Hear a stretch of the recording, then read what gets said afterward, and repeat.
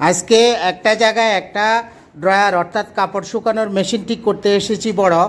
এটার যেই ফ্যান মোটরটা আছে সেটারই এই সমস্যাটা। আসসালামু আলাইকুম বন্ধুরা, দেশ ও দেশের বাইরে যেখান থেকে ভিডিওটি দেখছেন, ইলেকট্রিক অ্যান্ড টেকনোলজি এই ফেসবুক পেজের নতুন আরেকটি ভিডিওতে আপনাকে স্বাগতম। ভিডিওটি শেষ পর্যন্ত দেখবেন, দেখা শেষে ভিডিওটি শেয়ার করে দিবেন যাতে করে অন্য ভাইয়েরাও দেখতে পারে। তো আপনারা দেখতেছেন যে এখানে এই টোটালি এইটা হলো যে মোটরটা, এই মোটরটা দেখেন, এটার এই অবস্থা খুবই খারাপ। এটা একদম জ্বলে গেছে, আপনারা দেখতেছেন এই অবস্থা। যাই হোক, এটা সমস্যাটা ছিল এই যে বেয়ারিংগুলোর মধ্যে দেখতেছেন, বেয়ারিংগুলো খারাপ হয়ে যাওয়ার কারণে এটা রোটারটা জাম হয়ে গিয়েছিল, এই কারণে এই মোটরটা জ্বলে গেছে।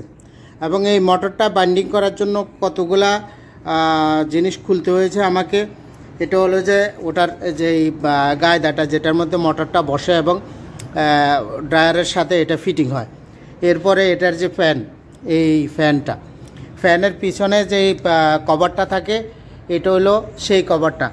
এটা হলো মোটরের যে কানেকশানের এই তারটা, সেটা যেটা মোটরের উপরে লাগে। এরপরে এটা সামনের কভারটা এবং এটা পিছনের কভারটা। এরপরে ফ্যান কভারের যেটা আছে পিছনে সেটা, এটা হলো ফ্যান। আর এরপরে এটা হলো বেল্টের যে পুলিটা।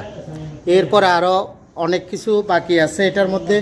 এই সব কিছু আমাকে খুলতে হয়েছে, প্রায় অনেকক্ষণ সময় লেগে গিয়েছে এটা খোলার জন্য। তা এখন এই বাইন্ডিং করার জন্য, এই মোটরটা বাইন্ডিং করার জন্য আমি এখানে এই তার নিয়ে এসেছি। দেখতেছেন যে পুরা এটা হলো 50 নম্বরের তার, দেখতেছেন এই 50 নম্বরের তারটা নিয়ে এসেছি এখানে এই মোটরটা বাইন্ডিং করার জন্য। কারণ মোটরটা একদম পুড়ে গেছে।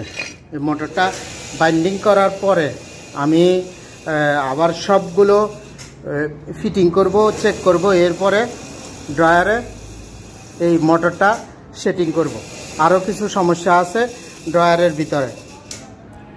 চেষ্টা করব আপনাদেরকে এই ড্রয়ারে মোটরটা ফিটিং করার পরে কিভাবে চলতেছে কিনা, ঠিক আছে কিনা, এবং কানেকশনের ব্যাপারে বলে দেওয়ার চেষ্টা করব।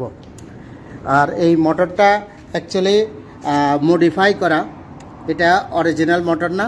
কারণ অরিজিনাল মোটর একবার খারাপ হওয়ার পরে ভালোভাবে ঠিক হয় না, এই কারণে এটা আমি নিজেই মডিফাই করে লাগিয়েছিলাম। ওকে, আল্লাহ হাফেজ। আজকে এই পর্যন্তই। ভিডিওতে লাইক কমেন্ট করতে ভুলবেন না।